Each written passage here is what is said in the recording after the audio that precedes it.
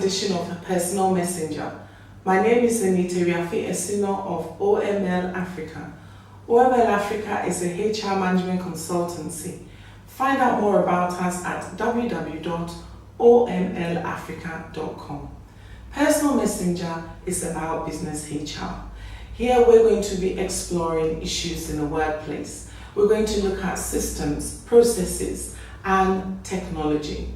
We will share with you insights, recommendations, tips, guides, and knowledge to help you with your people management day-to-day issues.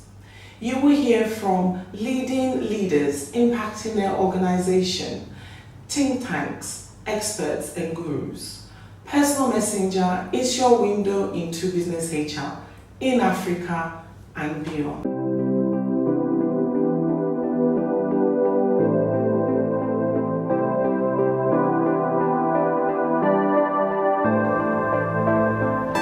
In this first edition, I'm going to be speaking to you about HR Analytics as a key to HR maximizing its impact on the bottom line.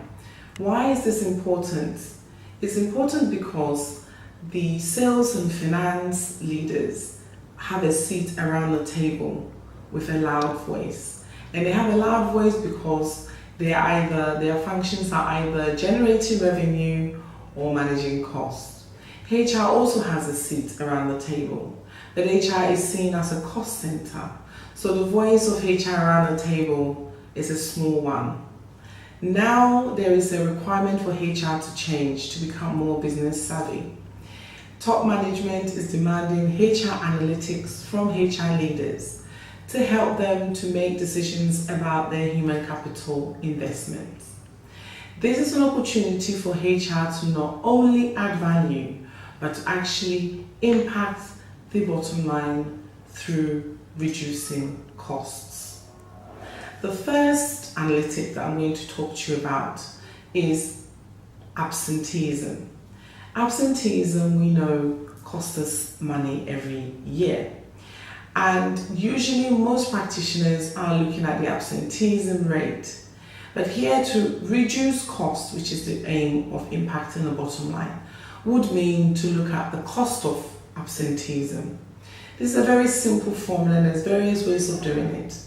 But in this, you would need the salary and the number of days number of working days in a year times the number of days absence, and that will give you the cost of absence per employee. And you can do this per week, per month, per year. It's all up to you. But at least once you know the cost, you are also going to try to bring down the rate and the cost. The second one is learning and development. Learning and development is one area that many people always say to me, oh, Anita, it's very difficult to evaluate the returns and the benefits of training. But I disagree.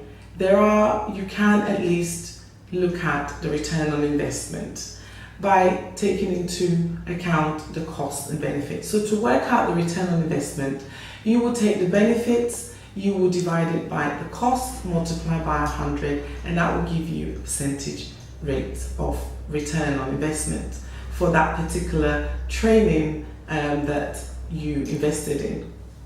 You can also look at the payback period, because usually you also want to know, I've spent, let's say, $50,000 on training, when am I going to get my returns? And that is simply dividing the cost by the monthly or yearly benefits.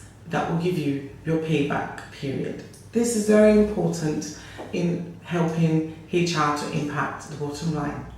The third one is around turnover. Again, turnover rate is something that we monitor, but we could begin to look at the cost of turnover to bring it down. And here we can look at the dollar impact of turnover in key positions, because the key positions are the ones that affect the bottom line. So key positions in sales, key positions in production, etc.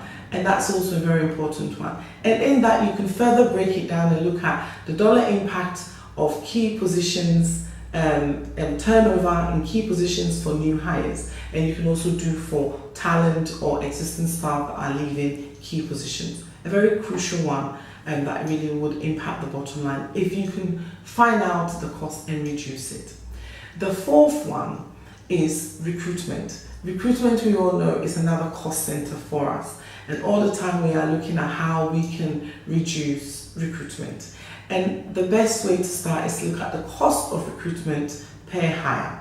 And this means taking into all the factors involved in your recruitment. So you wouldn't just look at the agency you're using or the job boards you're using. You look at all the factors, including time for interviewing, assessments, etc., and to determine the cost per hire.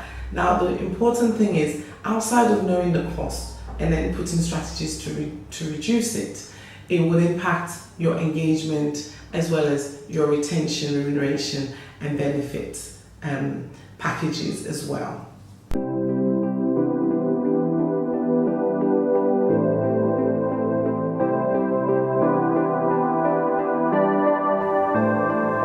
So if you want the formulas for the analytics I've just spoken about, you can just email us and we'll be happy to share that with you. The fifth one is workmen compensation.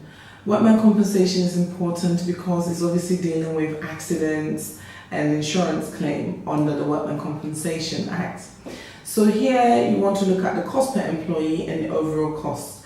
And the idea would be for you to reduce the cost of this by looking at your health and safety practices. One of the good things about this is that not only would you be reducing the cost of workmen compensation, but you'll also be improving the health and safety for employees. The sixth one is the cost of impact of HR on the business. Here we're looking at the overall cost of HR in relation to recruiting, retention, productivity on return on investment efforts. This is a really good one to help HR to monitor its contribution to reducing cost. And then the seventh one is the HR expense factor. Here we're looking at the cost of HR expenses against the total cost of the organization's operating expenses. This is very good because it will help you to determine whether HR is falling within, below, or above the budget. So these are some examples of some of the analytics you can do to impact the bottom line. To impact the bottom line means focusing on analytics that help reduce cost. Reducing cost is a form of generating revenue. It's a form of HR's contribution to revenue generation in the company. So for me, analytics that focus on the bottom line is key to making HR's voice be louder around the table.